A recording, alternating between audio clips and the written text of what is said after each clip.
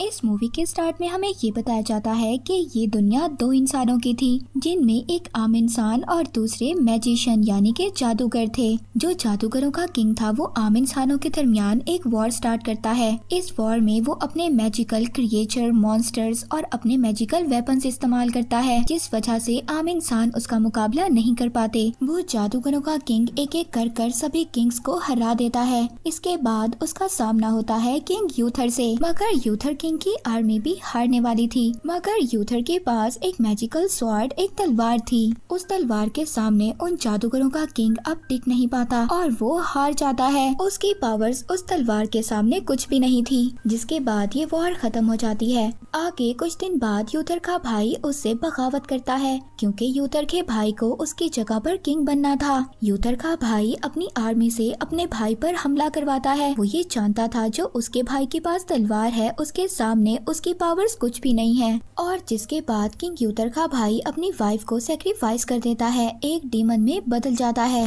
मगर इन सब बातों का किंग यूथर को पता चल गया था। मगर जैसे ही किंग यूथर अपनी वाइफ और अपने बेटे को लेकर जा रहे थे, तभी वहाँ पर नाइट डीमन आ जाता है। नाइट डीमन किंग यूथर की वाइफ क्वीन को मार देता है, मगर किंग यूथर अपने बेटे को एक बोट में बिठाकर दूर छोड़ देते हैं और खुद डीमन नाइट से फाइट करने लगते हैं। इसके बाद ये सीन यहीं पर खत्म हो जाता है। अब यहाँ पर हमें ये लगता है कि किंग यूथर मर चुके हैं। इसके बाद हम किंग यूथर के बेटे को देखते हैं, जो बोट में बैठकर लंदन सिटी में आ गया था। वहाँ पर कुछ लेडीज उसको अडॉप्ट कर लेती हैं और ऑर्फन हाउस में ले जाती हैं। दूसरी तरफ जो किंग यूथर का भाई था वो किंग बन चुका था और अब वो टावर भी बनना शुरू हो गया था, जहाँ से उन जादूगरों के किंग को पावर मिला करती थी। किंग यूथर का भाई भी ये पावर हासिल करना चाहता था, इस वजह से वो टावर को दोबारा से बनवा रहा था। किंग यूथर का भाई मैजिशियन कोई जादूगर नहीं था, मगर उसने अपनी लाइफ के बहुत सारे साल मैजिशियंस के साथ गुजारे थे, इसलिए अब वो भी मैजिक सीख रहा था।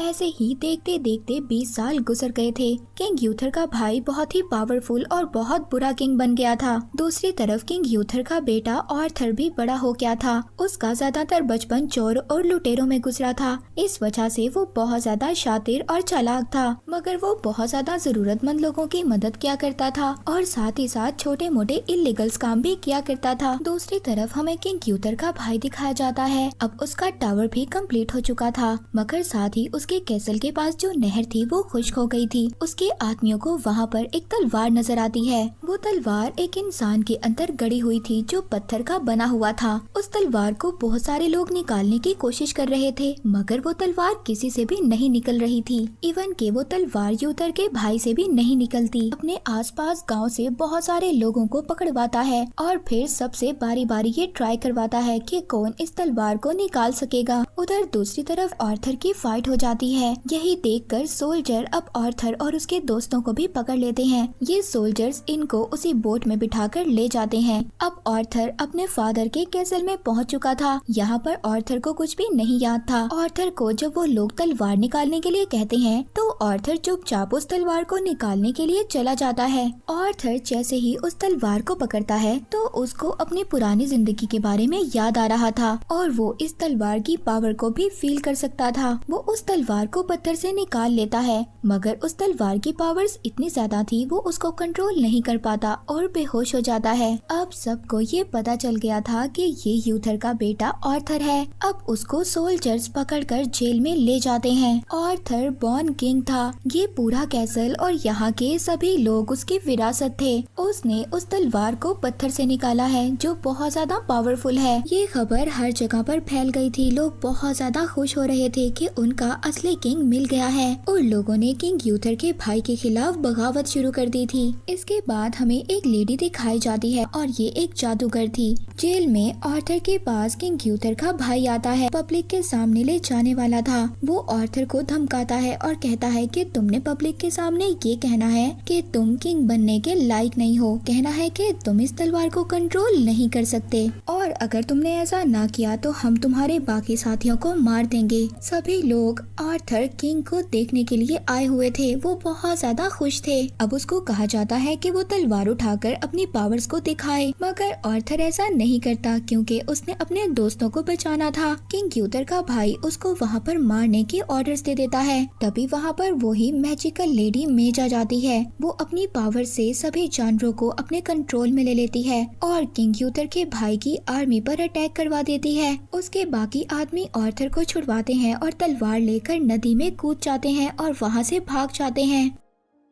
आर्थर दोबारा से उसी तलवार को पकड़ता है और दोबारा से बेहोश हो जाता है। मेज उस तलवार के ऊपर अपनी पावर्स का यूज करती है, जिससे उसको पता चलता है कि आर्थर को अपनी पुरानी लाइफ के बारे में कुछ भी याद नहीं है। अब ये जादूगर लड़की डिसाइड करती है कि आर्थर को डार्क लैंड में भेजेंगे, जहाँ पर जाकर उसको अपनी लाइफ के बारे में सब कुछ याद आ सकता है। ये जगह बहुत ज्यादा खतरनाक थी। यहाँ पर आम इंसान और ना ही कोई जादूगर टिक सकता था। यहाँ पर आर्थर का सामना बहुत सारे क्रिएचर और मॉन्स्टर से होता है, मगर आर्थर इन सब का मुकाबला करता है और उस टावर तक पहुंच जाता है। यहाँ पर आते ही वो तलवार चमकने लगती है और उस तलवार के चमकते ही आर्थर को अपनी पुरानी लाइफ के बारे में याद आने लगता है। और यहाँ पर फर्स्ट बात रिवील होती है। किंग ग्यूथर ने जिस डीमन नाइट से फाइट की थी, किंग ग्यूथर उस डीमन नाइट से फाइट में हार रहा था, मगर किंग ग्यूथर ने अपनी आखिरी बाजी मारी थी। किंग ग्यूथर ने उस तलवार को हवा में उड़ा दिया था और खुद उस तलवार के नीचे आ गया था, जिससे वो जादूगर एक्सकैलिबर तलवार उसको आकर लगी थी। पर किंग ग्यूथर तो मर गया था और उसकी बॉडी पत्थर की बन गई थी। पत्थर का बनने के बाद वो पानी में गिर गया था और तब तक छोटा आर्थर भी बोट में बैठकर दूर चला गया था। इस वजह से किंग ग्यूथर के भाई को वो तलवार उसी वक्त नहीं मिल पाई थी। अब जब ये सब कुछ आर्थर को पता चल जाता है तो वो तलवार चलाने की स्किल्स को भी सीख लेता है, मगर अभी भी वो इतना ज्यादा माहिर नहीं हुआ था। अब वो दोबारा से वापस आता है। रास्ते में मेज इसको पूरी कहानी बताते हैं। वो बताती है पहले जादूगर और इंसान दोनों आराम से रहा करते थे, मगर फिर इनके दरमियान में वॉर स्टार्ट हो गई। वॉर भी किंग ग्यूथर के भाई ने ही स्टार्ट करवाई थी, क्योंकि उसको एक पावरफुल किंग बनना था। वो एक मैजिशियन से मिल गया था, जहाँ पर उसने ये प्लान किया था कि वो दोनों मिलकर किंग ग्यूथर को मार देंगे। उस जादूगर ने टावर की पावर्स को अनलॉक किया था और उसी टावर की पावर से वो हर जंग जीत रहा था, मगर आगे किंग ग्यूथर ने पूरे मेज टावर को तोड़ दिया था, जिसमें उस जादूगर की सभी डार्क पावर्स थी। इसने ये तलवार यूथर के ब्लड के साथ अटैच करती थी, यानी कि पहले यूथर और फिर उसका बेटा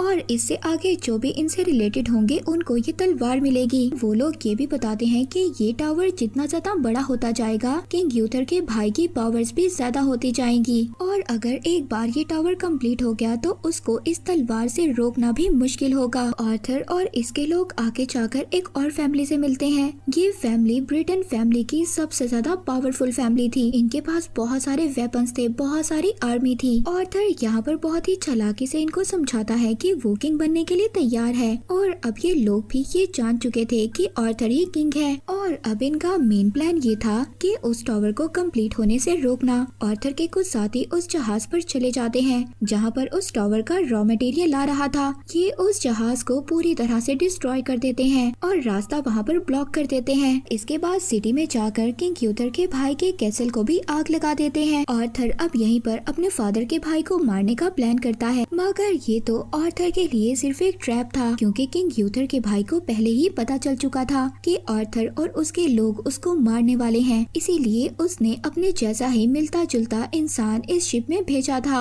अब वो जो आर्थर के साथ आदमी तीर चलाने वाला था, आर्थर उसको रोकता है, मगर उस आदमी ने तीर को चला दिया था। जो किंग यूथर के भाई का स्पेशल कमांडर था वो मर गया था। अब इस वजह से हर जगह पर भगदड़ मच जाती है। सब लोग इधर उधर भाग रहे थे, गार्ड्स उसका पीछा कर रहे थे, वो गार्ड्स मेज को भी मार रहे थे। आर्थर ये सब देखता है और उस तलवार को उठाता है, सबको एक ही झटके में मार देता है। वहाँ पर जो किंग यूथर का भाई था वो आर्थर के एक साथी को पकड़ता है और उसी के सामने उसको मार देता है। आर्थर अपने सभी साथियों को एक बोट में ले जाकर एक सेफ जगह पर छोड़ता है, मगर इस इंसिडेंट के बाद आर्थर बहुत ज्यादा सैड हो गया था। उसने अपने एक दोस्त को खो दिया था और गुस्से में उस तलवार को पानी में फेंक देता है, मगर तभी लेडी ऑफ द लेक उस तलवार को पकड़ती है, यानी कि वो फेरी जो पानी में रहा करती थी, वो उस तलवार को पकड़ती है और और आर्थर का हाथ पकड़कर पानी में ही ले जाती है। वो फेरी आर्थर को उसके फ्यूचर की एक झलक दिखाती है। अगर उसने इस तलवार की पावर्स को यूज कर अपने फादर के भाई को ना मारा तो क्या होगा, दुनिया में बहुत ज्यादा तबाही होगी। वो फेरी उसे मेज और इस तलवार पर भरोसा करने के लिए कहती है और फिर उसको वो तलवार पकड़ाती है। आर्थर जब इस विजन से बाहर आता है तो उससे कुछ आदमी मिलते हैं। उसको बताते हैं कि आर्थर तुम्हें अब सब लोग पसंद कर रहे हैं और यही नहीं, अब बहुत सारे लोग हैं जो तुम्हें सपोर्ट कर रहे हैं। वो चाहते हैं कि तुम उनका किंग बनो। आर्मी ने उसके लोगों पर अटैक कर दिया है। एक कमांडर था, वो कहता है कि मेज और तुम्हारे कुछ साथी अभी भी हमारे पास हैं। अगर आर्थर ने सरेंडर ना किया तो वो इन लोगों को मार देंगे। अब सब कुछ सोचने के बाद आर्थर अपनी तलवार उनके भाई के पास भेज देता है और ये कहता है कि कुछ दिन बाद वो खुद मिलने आएगा। और अब किंग यूथर का भाई ये समझ रहा था कि आर्थर के पास तलवार नहीं है, तो इस वजह से वो कोई भी उसका नुकसान नहीं कर सकता। वो मेज को छोड़ देता है। वो आर्थर पर एक प्रोटेक्टिव मैजिक करती है। आर्थर अब आगे अपने फादर के भाई से मिलने जाता है और फाइनली अब वो अपने फादर के केसल में आ गया था। अब यहाँ पर जो किंग यूथर का भाई था वो आर्थर को उसी की तलवार से मारने वाला था, मगर यहाँ पर मेज का एक प्लान था। उसने सभी सांपों और चीलों को अपने मैजिक से कंट्रोल कर लिया था। वो एक सांप को किंग यूथर के भाई के पास भेज देती है और वो एक सांप किंग यूथर के भाई पर अटैक कर देता है। किंग यूथर का भाई अपने आप को बचाने के लिए वो तलवार सांप को मार देता है और वो तलवार अब एक पिलर में फंस जाती है। इस तलवार को अब आर्थर ही निकाल सकता था। मेज ने अपनी पावर से बहुत बड़े बड़े स्नेक्स को कंट्रोल कर लिया था। वो स्नेक सारे केसल पर अटैक कर रहे थे और इसके बाद आर्थर की जो बाकी आर्मी थी वो भी केसल पर हमला कर देती है। अब यहाँ पर किंग यूथर के भाई को ये लग रहा था कि वो हार जाएगा। इस वजह से वो दोबारा से केव में जाता है जहाँ पर उसने एक डीमन नाइट को बुलाया था। वो अब खुद ही डीमन नाइट बन जाता है। आर्थर अब वो तलवार लेकर बाहर आता है। वहाँ पर ब्लैक मास्क वाले गार्ड आर्थर पर अटैक करते हैं, मगर आर्थर अपनी तलवार की पावर से सबको एक एक कर मार देता है। जो लोग बचे थे वो खुद को आर्थर के सामने सरेंडर कर देते हैं। यहाँ पर जो उसके फादर का भाई था जो डिमोनिक बन चुका था वो बहुत ज्यादा पावरफुल था और वो आर्थर पर भारी पड़ रहा था। और यहाँ पर जैसे उसने किंग यूथर को मारा था वो इसी तरह सेम आर्थर पर भी अटैक कर रहा था। अब बेहोश हो गया था। वो डीमन नाइट आर्थर को सेम लाइन बोलता है जो उसने अपने भाई किंग यूथर को बोली थी, may be the swords belong to me. ये बात सुनकर अब आर्थर को अपने फादर यानी किंग यूथर और उनके भाई की फाइट याद आती है। ये विजन देखकर आर्थर को बहुत ज्यादा गुस्सा आता है और अब आर्थर को ये बात पता चल गई थी कि अगर उसने इस तलवार का इस्तेमाल करना है तो उसको आराम से काम करना होगा, यानी कि उसको अपने गुस्से को कंट्रोल करना होगा। और अब वो ये विजन देखने के बाद इस सभी चीजों को समझ चुका था। उसने अपना गुस्सा कंट्रोल कर लिया था और अब वो इस तलवार को बहुत अच्छे तरीके से इस्तेमाल कर रहा था। उसकी तलवार शाइन होने लगती है। दोबारा से आर्थर की यहाँ पर फाइट होती है। बार बार अटैक कर रहा था। उसका वेपन टूट गया था। तलवार लगने से किंग यूथर का भाई नॉर्मल इंसानी फॉर्म में आता है और वहीं पर मर जाता है। आर्थर ने इस तलवार की पावर से टावर को भी तोड़ दिया था। सब कुछ बिल्कुल नॉर्मल हो गया था। आर्थर को किंग बना दिया गया था। वो दूर से अपनी तलवार सबको दिखाता है। सब लोग बहुत ज्यादा खुश हो गए थे। दूसरी तरफ दूर से मेज ये सब कुछ देख रही थी। उसका काम कंप्लीट हो गया था। उस तलवार तक उसने उसके असली हकदार को पहुंचा दिया था। मूवी यहीं पर एंड हो जाती है।